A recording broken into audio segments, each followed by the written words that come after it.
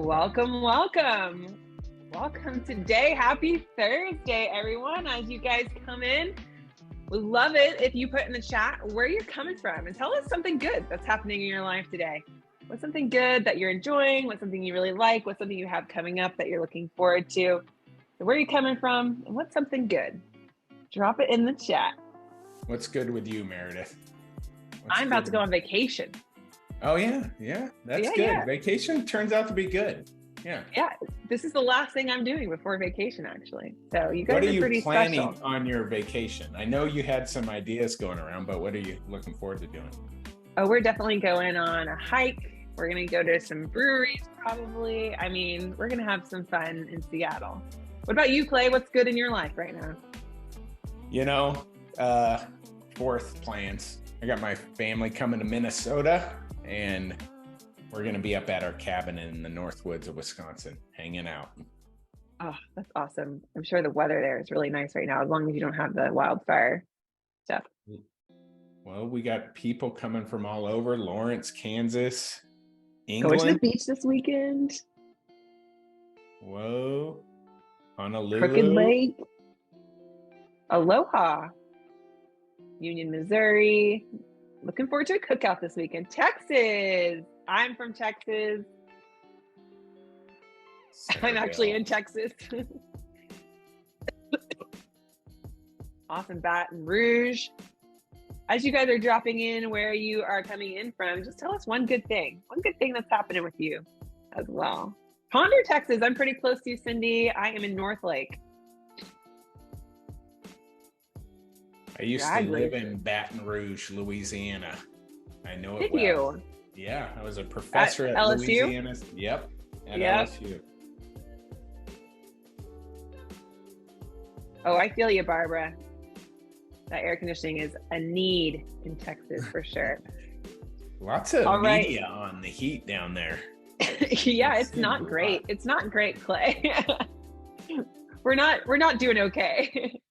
All right. As everyone's coming in, please continue to drop in where you're coming from, and also something good that's happening in your life right now. My name is Meredith Lee. I'm the Director of Professional Learning. I'm really lucky to be alongside Dr. Clay Cook, who's our Chief Development Officer at CharacterStrong, along with a bunch of other things that make him really amazing. You are here today because you want to talk about why mental health matters. So what we're going to do today is we're going to talk about mental health literacy and supports that we can offer to students in education, which we know is super important.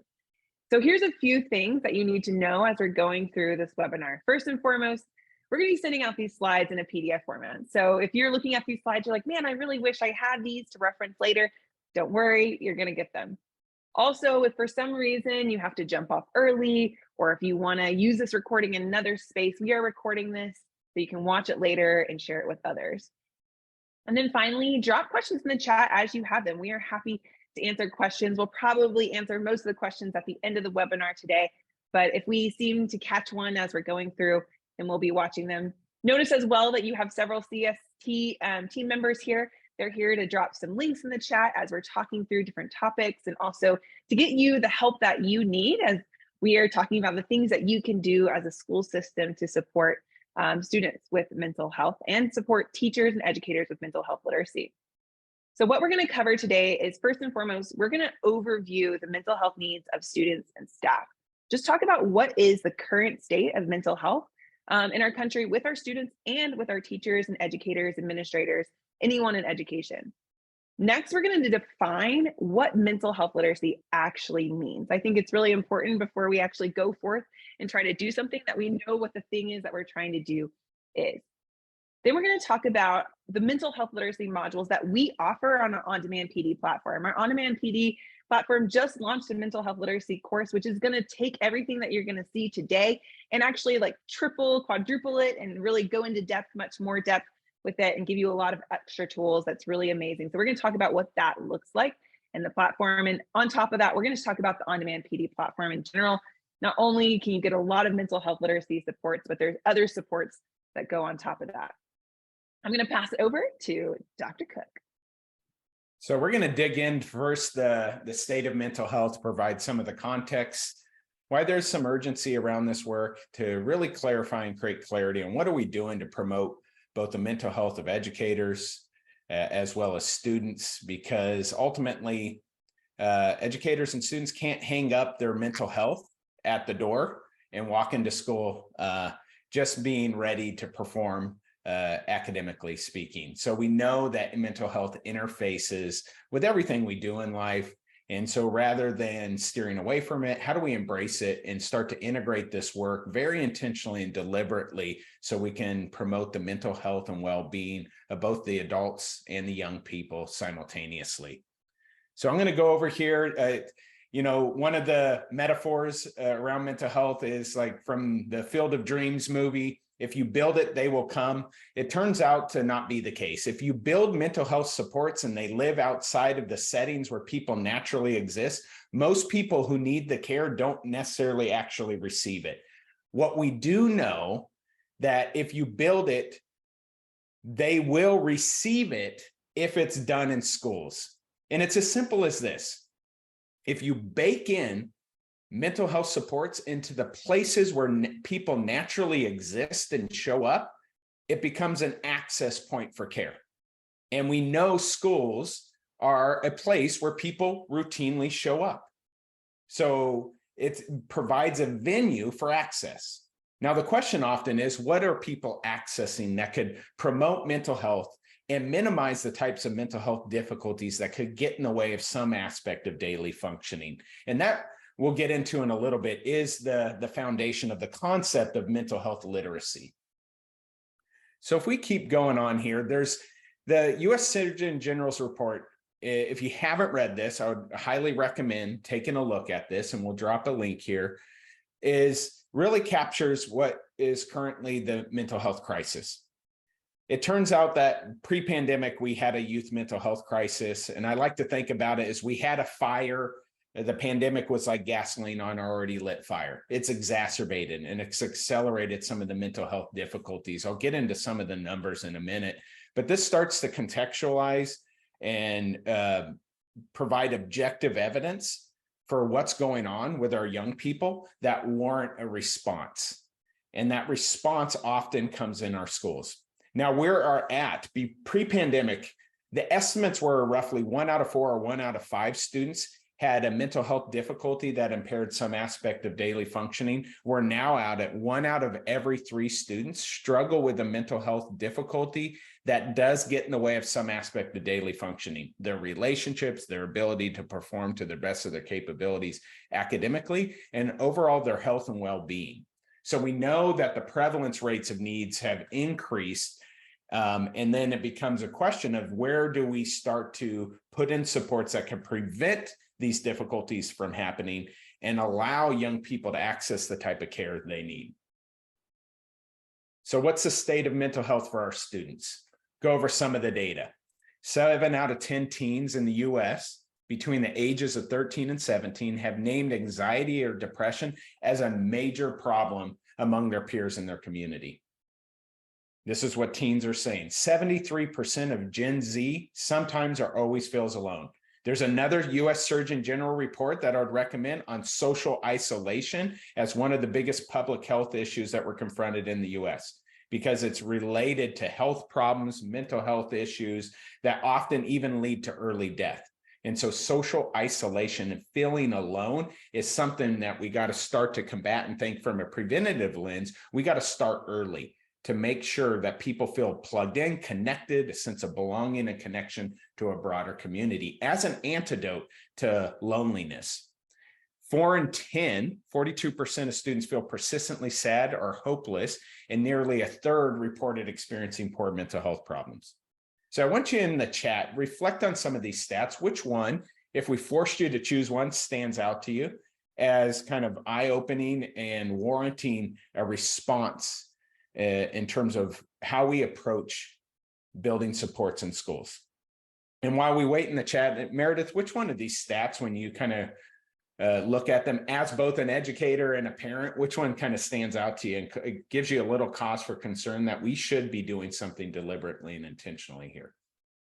Yeah, I mean, you really emphasized it, but that second one, right? 73% of Generation Z sometimes or always feels alone. I think it's a irony that we're living in right now in a digital age where we're more connected than ever, yet we have a greater number of people reporting in saying that they're lonely.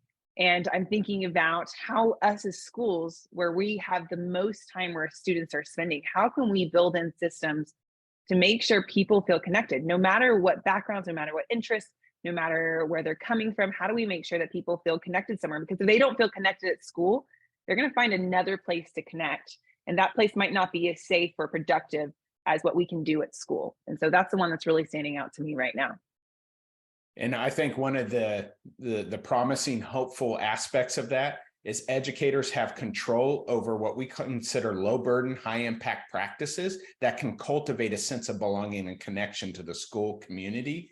Although it seems like a complicated and sometimes overwhelming need to address, it turns out that educators have control over practices that can really chip away and make a difference at decreasing isolation, loneliness, and promoting what is the counterpart to that, which is belonging, connection, feeling like a valued, respected member who's plugged into their community context. Now, let's talk about what this looks like when we look at the mental health of educators. So more than a quarter of teachers and principals reported experiencing symptoms of depression. Teachers struggling with depression spend less time doing whole class instruction, have fewer warm and responsive interactions with students, and spend less time planning their lessons. And more than 75% of teachers reported frequent job-related stress compared to 40% of other working adults. So to me, these data just suggests everybody out of the water. Let's start to think through the lens of integration. What can we be doing to intentionally integrate supports for both the adults and the young people that are promotive of mental health and decrease the types of mental health difficulties that we can know get in the way of people being able to perform to the best of their capabilities, plug in, and engage fully into those experiences. So I'm going to ask you again, kind of at this level in the chat, which one of these kind of stands out to you that warrants a response at the level of creating supportive environments for the adults, our educators, in order to support them to perform to the best of their capability? And I'll ask you again, Meredith, which one of these kind of stands out to you and grabbed your attention? Yeah, someone in the chat said it, but to me, it's number two, right? I mean, I think unfortunately, education is a really stressful space to be right now, and that ends up impacting students in the long term. And so, how can we better support our teachers so that they can support students? It's that metaphor of like filling your bucket. You can't fill someone else's bucket if your bucket is empty. So how can we do that? And I think what we're going to talk about today is we're going to talk about some easy strategies that is going to help not only our students but also staff. And it doesn't have to be high burden. It's really simple things that we can practice systematically to make sure we lift everyone up. I love that. Educators are the engine drives everything. If we want to get to student outcomes, it's built upon the health and well-being of our adults. And sometimes we're so student focused and student centered, we forget that it's only going to run as well as the adults are running. And so I like to encourage people to think about centering all of our work, both on the adults and the students simultaneously, because we can't prioritize one without the other. And so if we really take an intentional approach to well-being and mental health, what we find is organizations that prioritize that work see an improvement in adult mental health that translate into access to more enriched experiences at the level of students that promote better outcomes. And so that work ultimately gets the student outcomes. And Christy, I love that reflection. Dysregulated adults have a harder time helping kids regulate. That's that idea of co-regulation. If you have kids who struggle to regulate, then we got to create the environment that promotes that regulation. And the adults are the walking, talking, moving, dynamic aspects of young people's environment. So here's some eye-opening data. I just want to review this quickly. The graph you're seeing here, I'll help you interpret it. This is a graph from 2007 to 2015, way pre-pandemic. But from that 2007 to 2015, the yellow line is emergency department visits due to mental health related reasons. The blue line is emergency department visits due to physical health reasons. There was a 100% increase from 2007 to 2015 over an 8-year span. From 2015 to 2020, there was another 10% increase in emergency department for mental health related reasons. Suicide ideation, suicide attempts.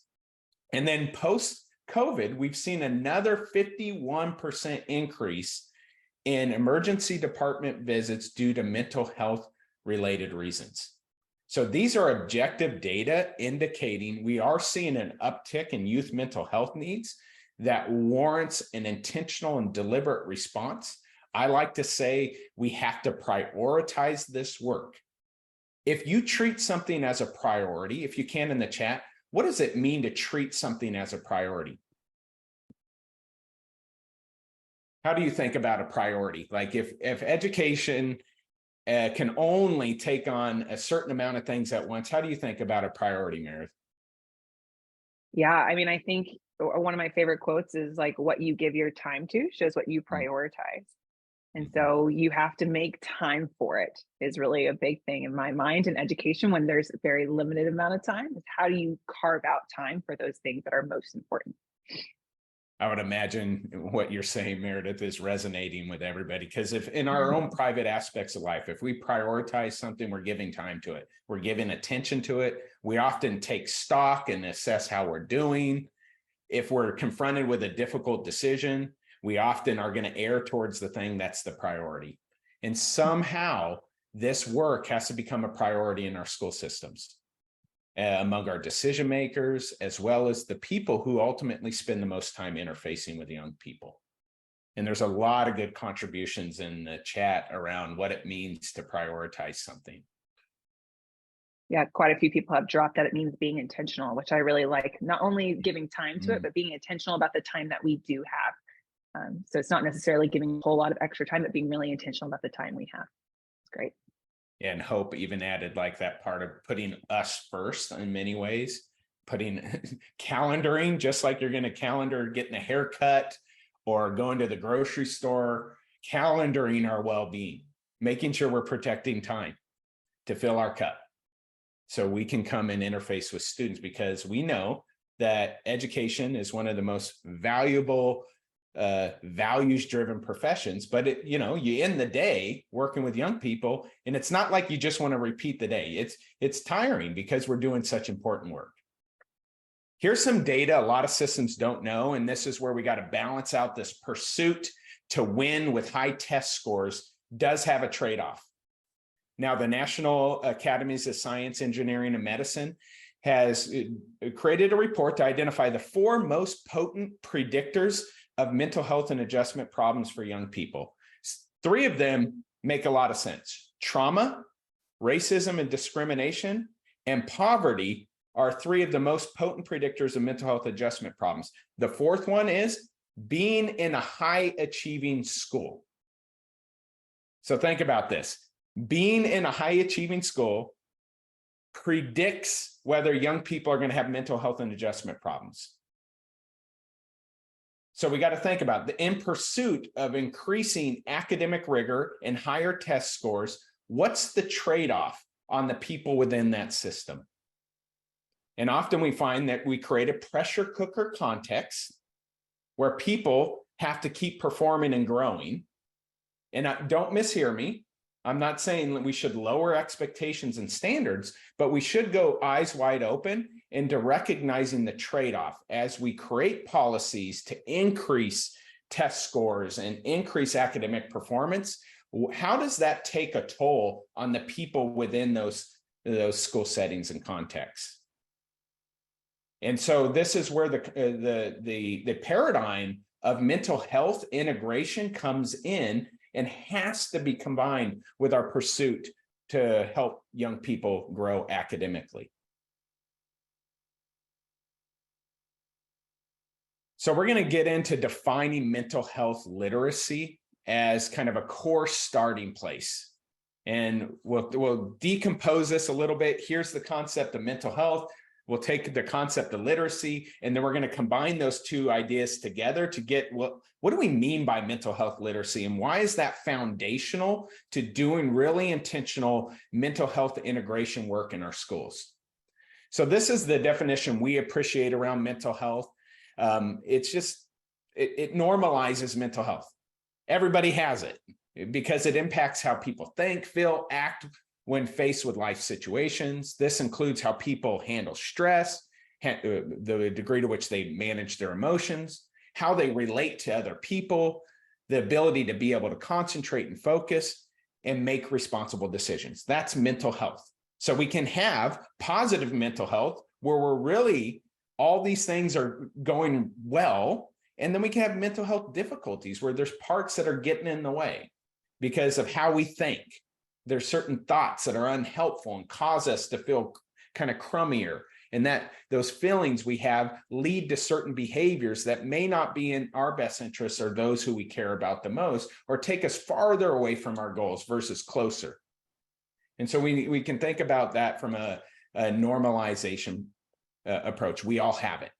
Literacy, we often think about reading, but literacy as a broader construct is really competence or knowledge in a specified area.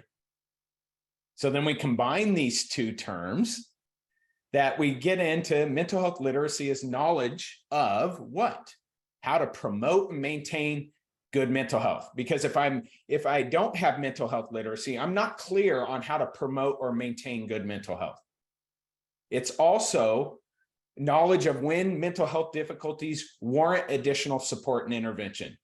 Part of mental health literacy is knowing the difference between everyday, normal angst, worries, anxieties, and daily stressors. What's the difference between that than a mental health difficulty that is actually starting to impair daily life functioning and would warrant some type of support or intervention? Part of mental health literacy is knowing the difference between those two. Number three, mental health. It's knowledge of that mental health in a way that decreases stigma by normalizing the idea that we all have it. It's just part of being a human. We think, we feel, we behave in response to daily life circumstances. That's what mental health is. And sometimes we struggle with how we're thinking. Sometimes we struggle to manage our emotions and how we feel in response to experiences. And sometimes we struggle to be able to regulate our behavior and engage in behaviors that are consistent with who we want to be as a person and help us stay on track to achieve the goals we want or be positive co-contributors to the communities in which we're involved. The other part is, and this is a really critical piece of mental health literacy, it enhances help seeking. Not only as an individual, I know because it's normalized how I can get help and how I can obtain good care, but from educators, it helps take what I call a naked eye and turn it into a more trained eye. So an educator could notice when a young person or a colleague may need help, and they become what we call a referral source. They don't have to be the expert, but they are someone who's well-positioned to connect a young person or a colleague to care. And that's critical because then more people are likely to access care if they're struggling.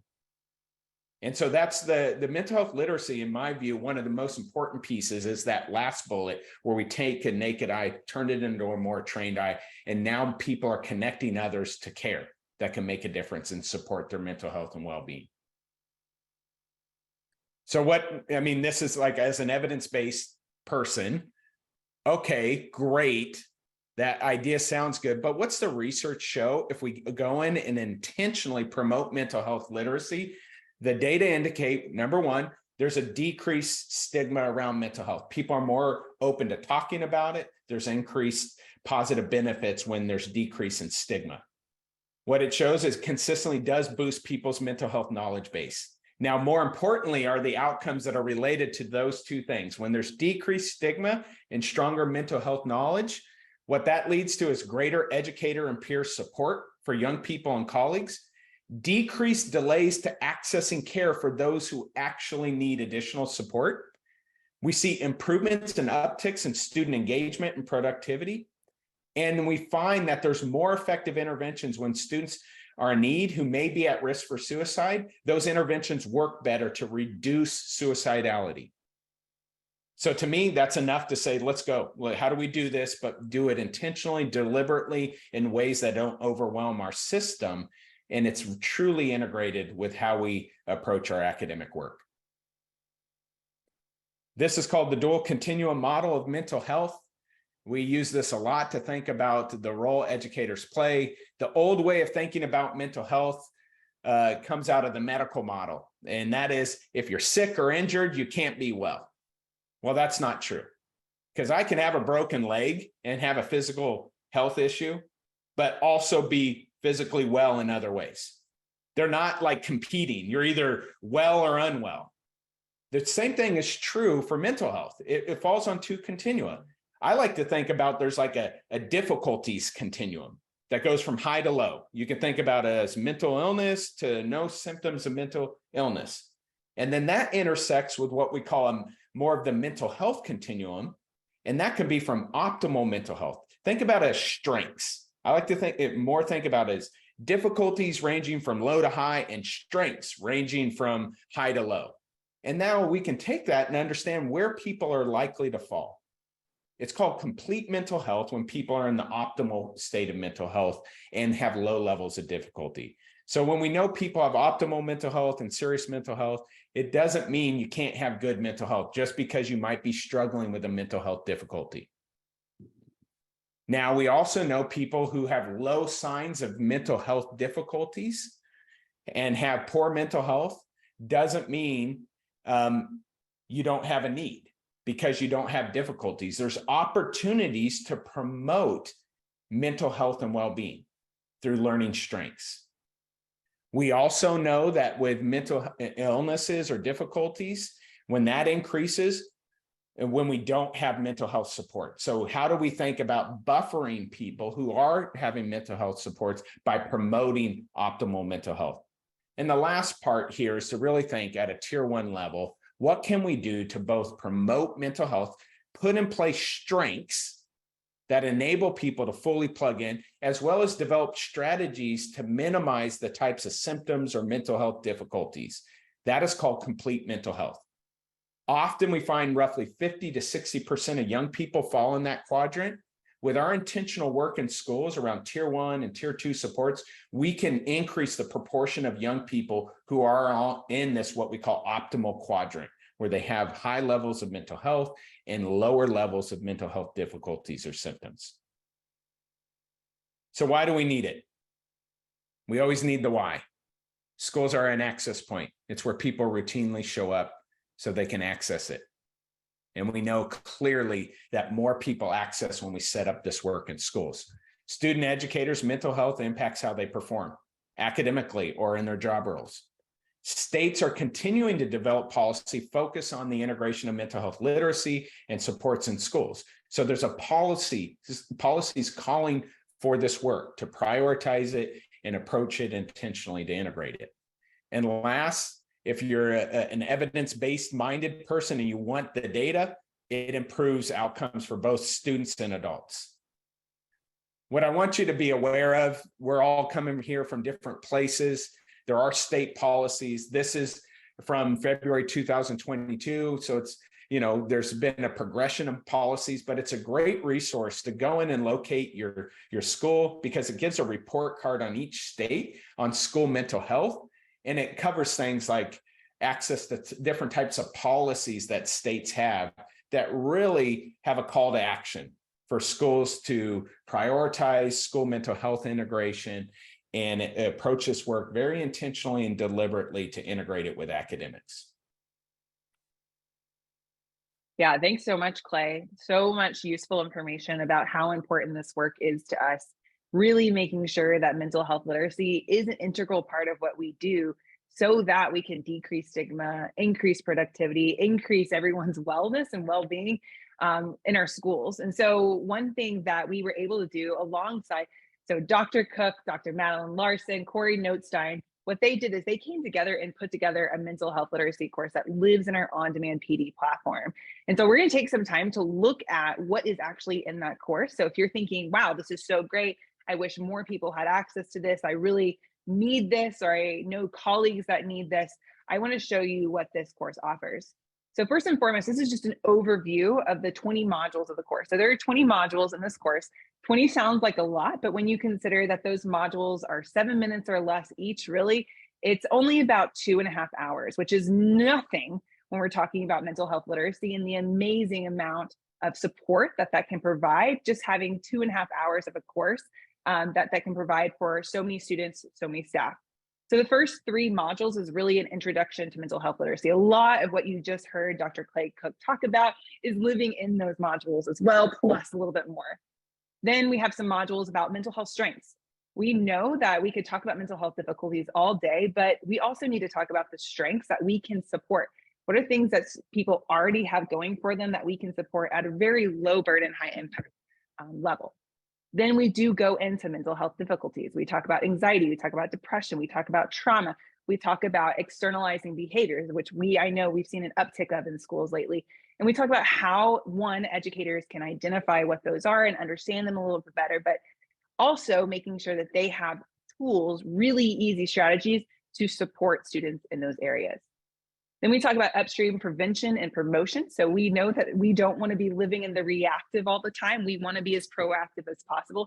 So what does that look like for school systems?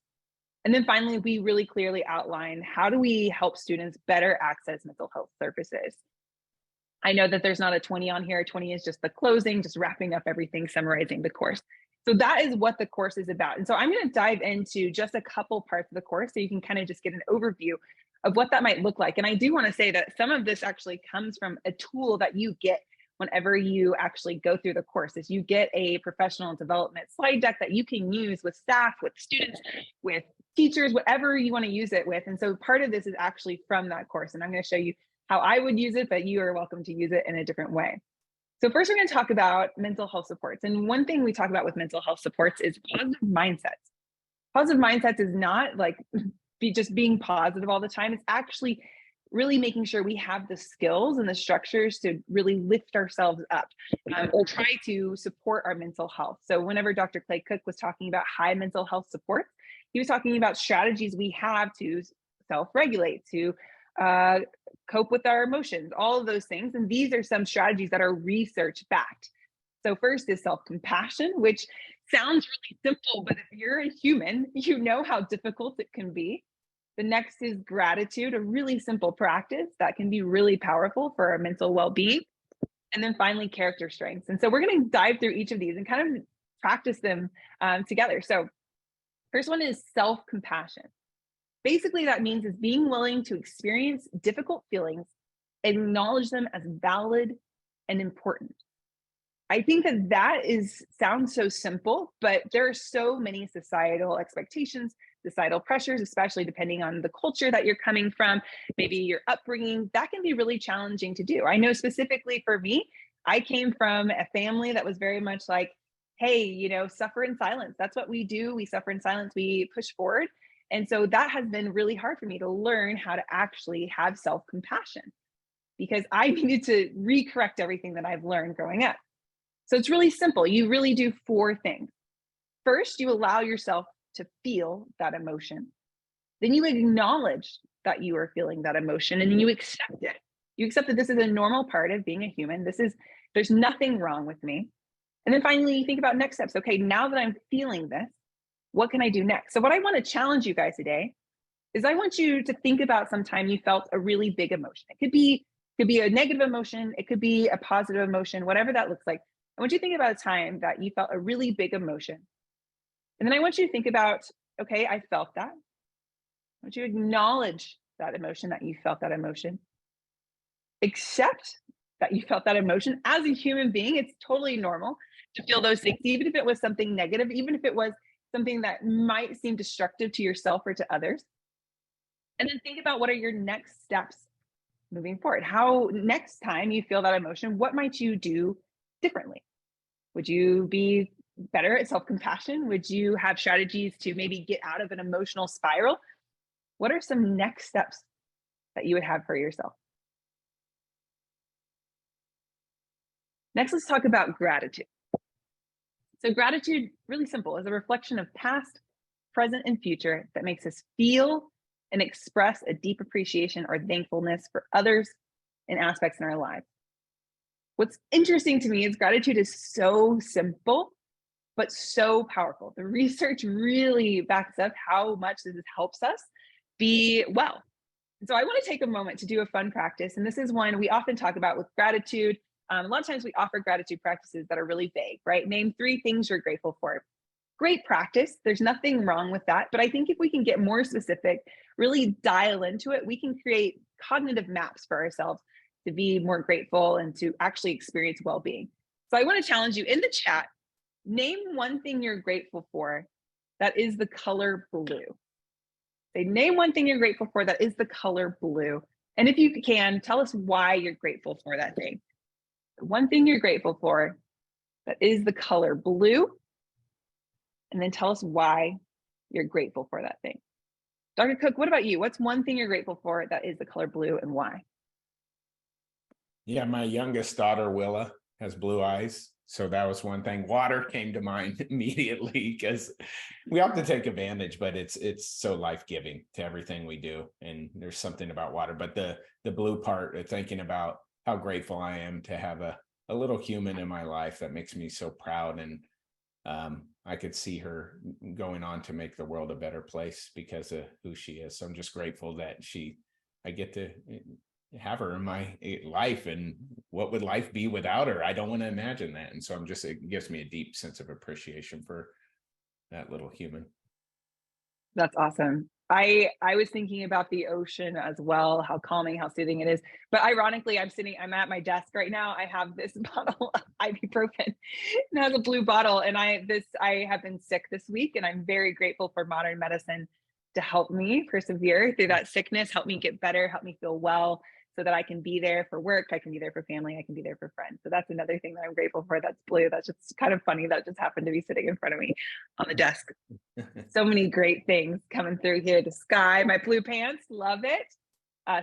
One of my sorority colors, life, sunsets, clouds, family, husband's watery blue eyes. Oh, I love the way you describe my truck because it gives me a place to place, my kitchen, being able to gather there, blueberries, my husband, my son loves blueberries.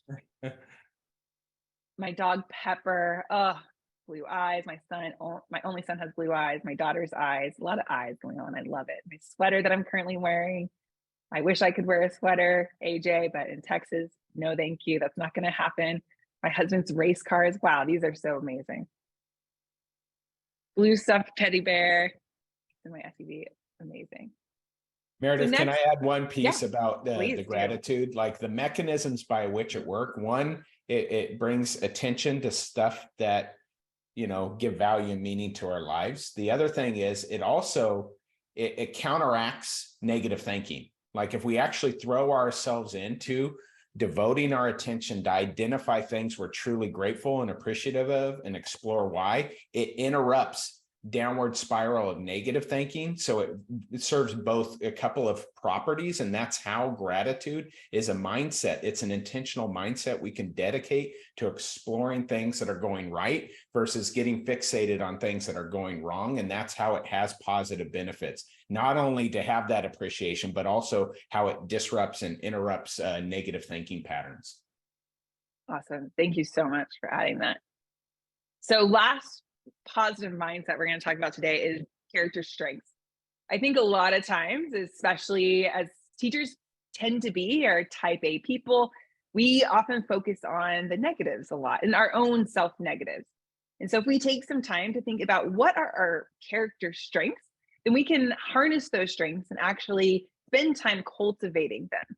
And so there's actually a list of character strengths that have come out. And am I right, Dr. Clay Cook? This is a list that has been developed by scientists of character strengths. And you can see them all here. And I want to take a moment today, and I want you to look at this list. I know it's quite long, but I want you to identify one of these that you believe, and let's brag on ourselves today. We might not know the people in the chat. It's totally fine. Let's brag on ourselves today. Which one of these would you consider a character strength for yourself? And maybe give us an example of how that is a character strength for yourself. So appreciation of beauty, bravery, creativity, curiosity, fairness, forgiveness, gratitude, honesty, hope, humility, humor, judgment, kindness, leadership, love of learning, perseverance, perspective, prudence, self-regulation, social intelligence, spirituality, teamwork, and zest. What about you, Dr. Cook? What do you think? What is yours? Yeah, I mean, others might have a different, but I like to think about my ability for teamwork. There's a couple of reasons why I value that as a character strength. I work towards it is because it's when people come together and connect relationally that magic can happen, because none of us as skilled as all of us. And there's something about that one that it's kind of like a glue, an interpersonal glue that makes really good things happen when you're operating in kind of a community context. How about you, Meredith? Which ones kind of stand out for you? First of all, working with you, I would say that is definitely a character strength. I think one of mine is a love of learning. I think just my passion for learning and trying to absorb as much as I possibly can really is a strength of mine. And I love that one. So yeah, I would say that's it for me personally. A lot of good ones coming in the chat here. Perspective, kindness. I'm a principal. That I model for students and staff. So great. Fairness, hope, and kindness, teamwork. We've branded building as team tussing because we work together to tackle all challenges and celebrations that come our way. I love that. Team tussing. Hope, looking always for the silver lining. Perseverance. This past year has been trying personally and professionally, and I'm still standing. That's a celebration. We're still here, right? Sometimes after a hard year, the celebration that we've made it. We made it. Awesome. Keep them coming. Anything else you want to add about character strengths, Dr. Cook? Yeah, I mean, the science backing of it, if you turn, the work came out of the University of Michigan, University of Pennsylvania on really character virtues, values, and strengths, how they provide compasses on how we want to be in the world. Often we think about ridding ourselves with difficulties and problems, but this is more of a strength-based focus. Let's lean into the things that are our strengths or represent opportunities for growth. And as people build their character strengths and put their character into action, life satisfaction, well-being goes up, and we see mental health difficulties on the backside tend to go down. It's awesome. Yeah. And again, what's great about these 3 practices that we just introduced to you, that they're very simple. They're not easy, but they're simple.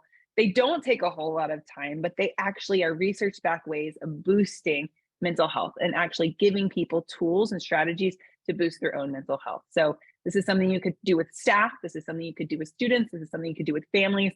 It's really great 3 ways. And again, this is all in our mental health literacy course. I know that mental health strengths is really important to talk about, but I think mental health difficulties is equally as important to understand, to have literacy on. And so we're going to only talk about one of them today. The course talks about 4 of them. So anxiety, I think that this is one that we have seen a very intense increase in the past few years, but what is it actually? So this is the definition of it. It is the internal discomfort or distress that occurs in one's body and mind that increase motivation to engage in certain behaviors to make the discomfort go away. I think looking at that definition is really important for us because it's not, notice that the word fear is not there, right? It's the internal discomfort and distress that occurs not only in our mind, but also in our body that increase the motivation to engage in behaviors to make the discomfort go away. And I know, Clay, that you want to talk a little bit about how this exists on a spectrum. Yeah, part of it is normalizing anxiety and recognizing that anxiety serves a purpose. We have a tier 2 curriculum. We talk about the volume of the emotion. The emotion isn't the problem. There's a reason why we have it, and it serves a purpose. The issue is when the volume gets too loud, sometimes it overwhelms our capacity, and it does lead us to engage in behaviors where we start to shrink the amount of experiences we plug into. And because we shrink our experiences because we want to avoid that discomfort, now we make it harder to maybe build relationships or achieve the goals we set for ourselves. So part of mental health literacy is understanding what is normal, regular anxieties that actually serve purpose and value, and at what point does it become too intense that would warrant some type of support to be able to manage anxiety and channel it better to continue to make choices that align with who one wants to be and the goals they set forth for themselves. Yeah, awesome. And I think one thing, I'm sure if you're an educator, you have seen this manifest maybe in your staff, maybe your students, maybe in yourself, So what do we do? How can we actually support students or staff that are experiencing this? And these are, again, research-backed ways that we go into more in depth in when we are doing in our modules. But first and foremost, positive relationships, right? We talk about the importance of belonging.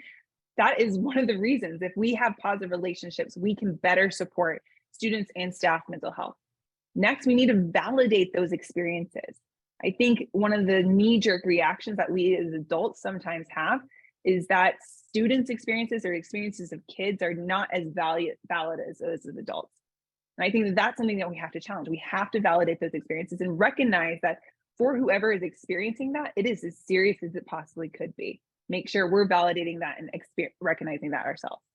Next, we can ride the wave with our students or staff. Really sit there with them, experience it with them, and then be there as they're experiencing it. And finally, we can teach and practice emotional regulation and coaching and coping skills. And I like that it doesn't only say teach, it also says practice. So we could teach skills all day, but if we don't take time to actually practice them, the likelihood that they're going to be put into practice outside of that teaching environment is very low. So we have to practice them together in a safe space where we've created those positive relationships. We can validate it and ride all that wave together. So it all goes together, but I think it's really important that we teach and practice it at school. So I want to take a second to talk about what we can do about positive relationships. And there's a couple reasons I want to talk about this. One of them, again, these are low burden, high impact practices. But another reason I want to talk about this is we have a training called the school culture training that talks about these and creating systems for each of these really specifically. We train whole staffs on it. So first and foremost, it's positive greetings at the door. And we actually have a really specific way that we ask people to do this. It's called 4 at the door plus 1 more. So it's not just standing at the door and saying hi. If that is all if someone can do at the beginning, that's great. But there are way more intentional ways of doing this. So 4 at the door plus 1 more. 4 at the door is eye to eye, not necessarily looking someone in the eye, but saying, I see you, hand to hand, making some type of physical contact if it's appropriate. So whether that's a high five, it could be an air five, elbow bump, whatever that looks like. Heart to heart, making sure that we see people as humans as they enter our space, and name to name, making sure that we know the names of the people and we're using them and using the correct names of people as they come into our space. And then the plus 1 more is that entry task that we like to do. So Dr. Cook and his colleagues did some research on this. It was incredible what came out of it. 20% increase of academic engaged time behaviors were cut in half. So that is one thing that we really talk about in our school culture training, and we practice it. We practice, what does this actually look like? Because the way we do something matters as much as just doing it and making sure we're consistent about it. The next is community building activities. If any of you have our curriculum, you know that we really value community building activities. And we talk more about how you can use those intentionally in the school culture training. Not only using those community building menus that we have in our curriculum, but also creating your own community building in different ways, whether that's just partnering strategies in class, whether that's a way to talk to each other in class. And then finally, temperature checks, really making sure that we have systematic places that we can figure out how people are doing and how we can support them. At CharacterStrong, we actually do temperature checks every single week.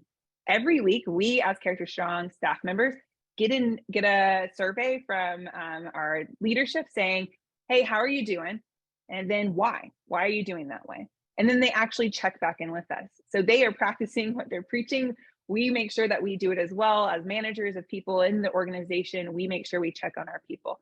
But temperature checks are a really low burden way of checking and seeing how people in our system are doing, whether those are teachers, whether those are counselors, whether those are administrators or even students or even families. Again, really simple survey question with 2 questions on it. 1, how you doing, from a 1 to a 5, 5 being I'm awesome, 1 being I'm not doing so well. And the second question is why. And that one's optional. So these, again, are things that we talk about in our school culture training. I highly suggest, if you are thinking, how can I be proactive about supporting student mental health, staff mental health in your building, that school culture training gives so many super simple tools to make sure that it is built into the school culture, not something that just happens on accident. It's something that we do on purpose and do intentionally. So I'm going to exit out of this to talk more broadly about our on-demand platform. So those of you that don't know, we've done on-demand PD since I believe it was around the pandemic. Is that right, Clay? Yep, that's when we ventured into this space. Yeah, it used to be. And Clay and I were just talking about how far we've come because it was just Clay on a screen, kind of doing a screencast with a PowerPoint. We've definitely graduated from that somewhat, and we've updated it even since then. So I want to jump into the platform and show you our mental health literacy course and show you how to navigate the platform and all the things that come with it. So this is the on-demand PD platform. You scroll down here, you can see our library of courses. So we have a bunch of courses on here. We're actually adding 3 more this year. So we're really excited about that. Clay is actually doing some filming for that today. So he's going to be leaving this and going to do some more filming for that. And then we also include things such as all of our webinars. So for example, this webinar will eventually live in that platform as well. All of our CharacterStrong weeklies, our summits that happen. And then our podcasts also live in here. And then what's really cool is we're actually building a space to pull together all of those things, our webinars, our CS weeklies, our podcasts, and curating them into topics. So we're calling them CharacterStrong series. So for example, if you want to do a series on mental health, there's going to be a series where we've curated everything we've developed at CharacterStrong, where you can just open that series and access all of those resources. So I'm going to jump into mental health literacy. This is the course that we've been talking about, all the things that you've heard Clay talk about live in this course. You can see 2 hours, 40 minutes, which is not a lot of time to actually dedicate to really increasing well-being, increasing productivity on your campus. Down here, it's really great. You have this course navigation where you can play the videos. You can pick and choose if you want to, or you can go just all the way through if you want. And let's say you want to play a video. You'll see our wonderful What does it Des. not mean? Mental health is how a person thinks, feels, and acts when faced with life situations. And then you can just jump around and notice that it tells you your progress that you're going through, which is always great for me as someone that's like a big checkbox person. At the bottom of all of our courses too is course resources. So not only are we going to give you a course that's really robust, we're going to give you resources to take that learning and put it into action. So first and foremost, we have reflection documents. So these documents are really just a reflection book where it takes you through each of the courses, each of the modules, and helps you reflect. So you can see it's usually 1 or 2 takeaways from that particular module that you can come back to later.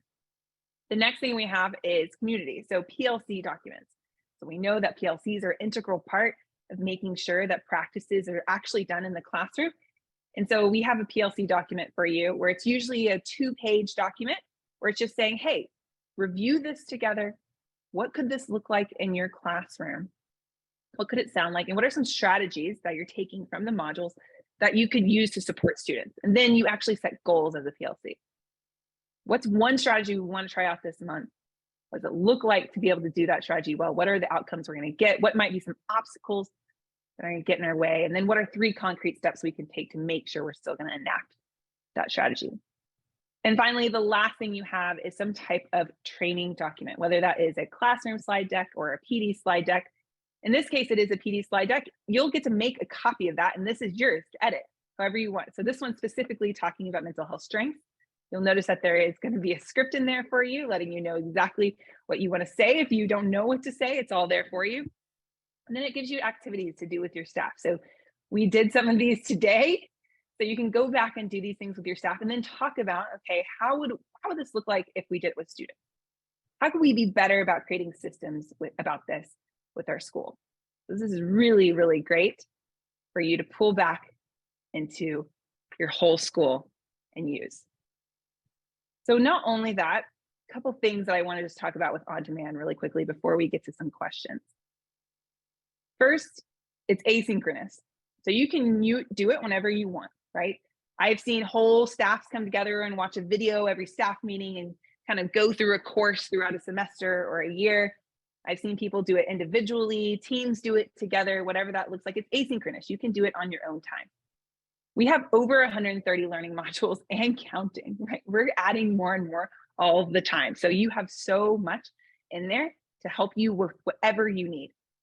And then, like I said, we have 5 new courses this year: mental health literacy, thinking functionally about student behavior, student PBIS, restorative practices, and then science of implementation are all new this year. We're really excited about those 5 courses.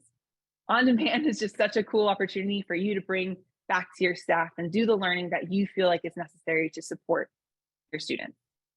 Another thing that if you want to bring stuff back to your staff that's really great, it's just our free resources that we offer. So our podcasts, which you can just subscribe to anywhere. You can get it just from our website, or if you use Spotify or Apple Music, any of those things, you can get it there. They're usually anywhere between 12 to 20 minutes. Really great bite-sized learning. CharacterStrong Weeklies, they come out every Monday, just 3-minute video that gives you a tip or a tool that you can use in your classroom or in your school right away. And then finally, the webinars like the one that you are currently on.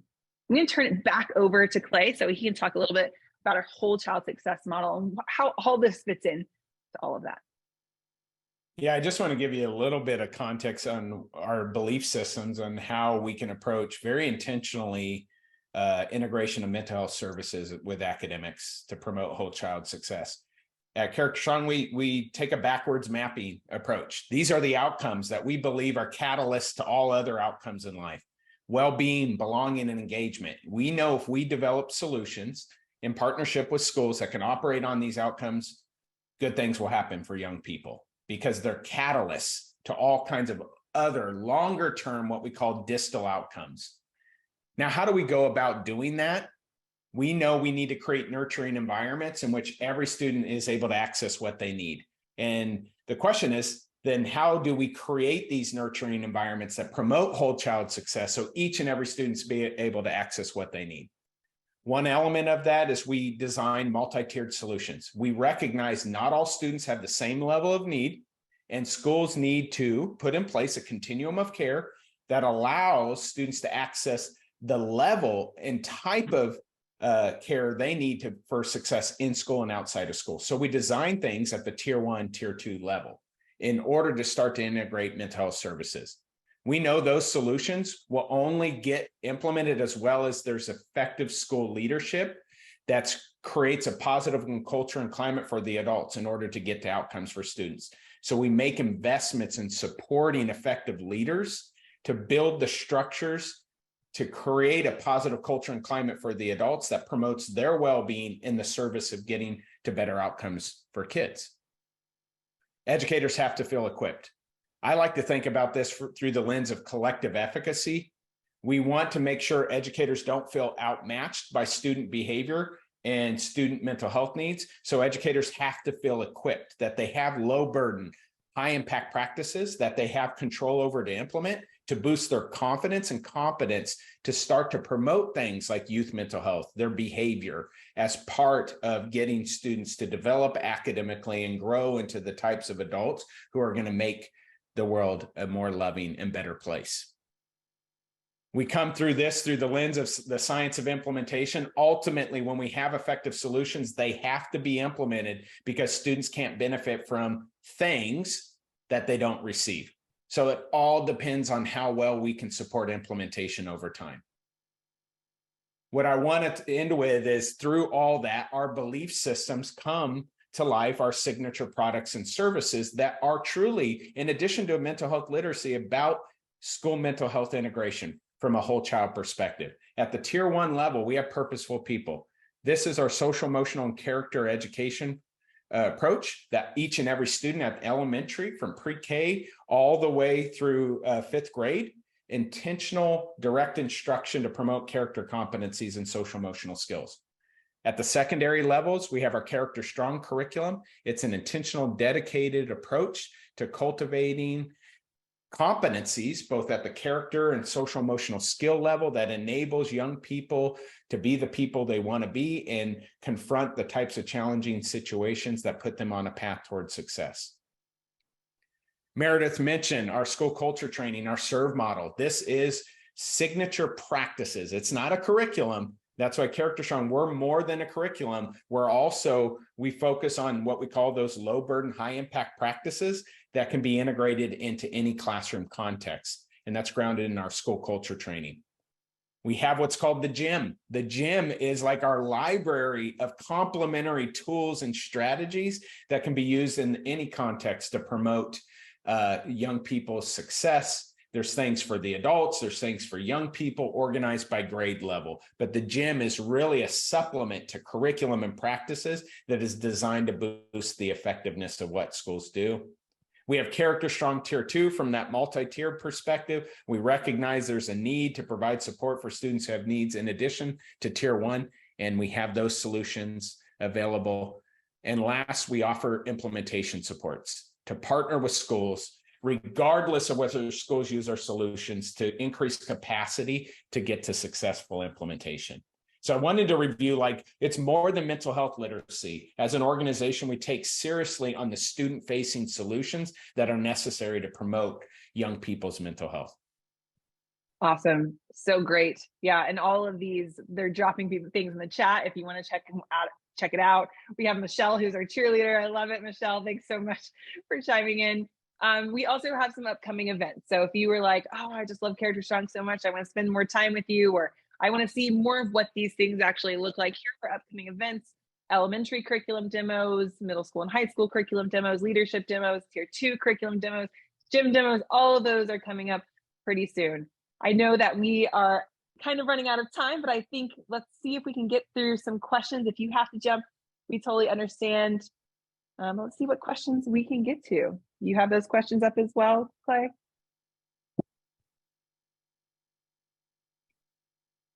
Yep, I'm looking at them right now.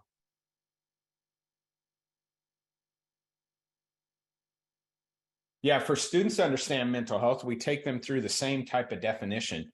I like to just simplify it for students. It's how we think, feel, and act in response to our life situations. And then we can define, what do we mean by how we think? What do we mean about how we feel? And what do we mean by based on how we act? And what are those situations in school and outside of school? And the better we think, the more positively hopeful and helpful we think, or the better we're able to manage our feelings, to feel positive and minimize distress and discomforts and engage in behaviors, the more we're plugged in, the better relationships, the more we get out of our experiences. So I like to just take that same definition, but in a developmentally appropriate way, kind of walk young people through to understand what mental health is from a non-stigmatizing way, to realize that we're all thinking, feeling, and behaving as humans all the time. I love it. It's not negative, right? It's not only focusing on the difficulties, but also our strengths. The other question I see in here is, if my school already has CharacterStrong, is this course included? So if your school already has the on-demand PD platform, then yes, mental health literacy is included. If you are interested in looking into the on-demand PD platform, where we have a whole lot of other courses, not only the mental health literacy course, then please pay back attention to the links that were dropped in the chat, and get on a call with a CharacterStrong teammate, and we will get that course for you, get the whole platform. You don't actually buy courses individually. You buy the whole platform and get all the courses that ever come out there in your hands.